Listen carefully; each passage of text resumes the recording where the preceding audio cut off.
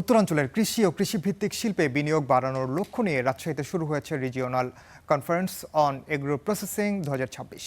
এ নিয়ে আরও জানাতে যুক্ত হচ্ছেন সহকর্মী জিয়াউল গনি সেলিম। যাব তার কাছে।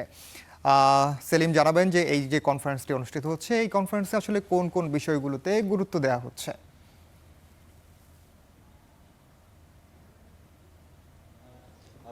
ইনান, আসলে রাজশাহী যেহেতু কৃষি অঞ্চল প্রধান দেশ, এই অঞ্চলে কৃষি শিল্পে বিনিয়োগের যে সম্ভাবনা এবং চ্যালেঞ্জ, মূলত এই দুইটি বিষয়কে সামনে রেখে এই একটি উচ্চ পর্যায়ের একটি আলোচনা চলছে। সকালে শুরু হয়েছে বাংলাদেশ বিনিয়োগ উন্নয়ন কর্তৃপক্ষ বিডার আয়োজনে এই অনুষ্ঠানটি বা এই কনফারেন্সটি চলছে। এখানে উপস্থিত আছেন প্রধানমন্ত্রীর অর্থ ও পরিকল্পনা বিষয়ক উপদেষ্টা রাশেদ আল মাহমুদ তিতুমির এবং বিনিয়োগ উন্নয়ন কর্তৃপক্ষের নির্বাহী চেয়ারম্যান আশিক চৌধুরী।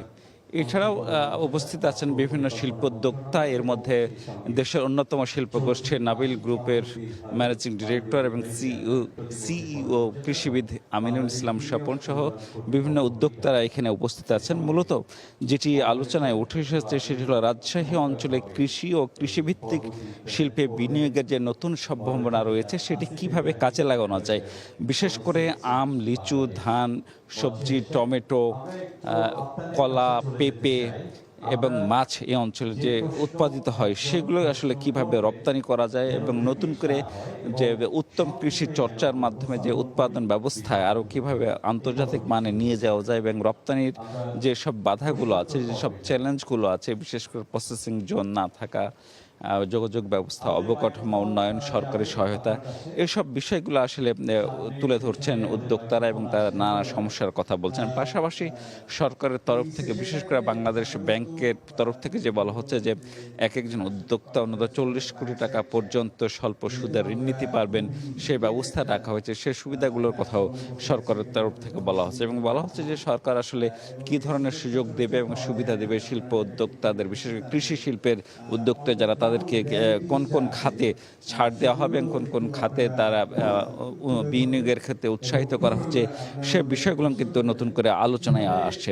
আলোচনায় বক্তারা বলছেন যে উত্তরাঞ্চলে কৃষি উৎপাদন যে সমৃদ্ধ হলো আসলে প্রক্রিয়াজাতকরণ শিল্প গড়ে না ওঠায় কৃষকরা অনেক সময় ন্যায্য মূল্য থেকে বঞ্চিত হন। ফলে বিনিয়োগ বাড়াতে কৃষি পণ্যকে আন্তর্জাতিক মানে প্রক্রিয়াজাত করা গেলে একদিকে যেমন রপ্তানি বাড়বে, অন্যদিকে কৃষকের আয়ও বৃদ্ধি পাবে। পাশাপাশি এই অঞ্চলে কৃষি কিন্তু সমৃদ্ধ হবে।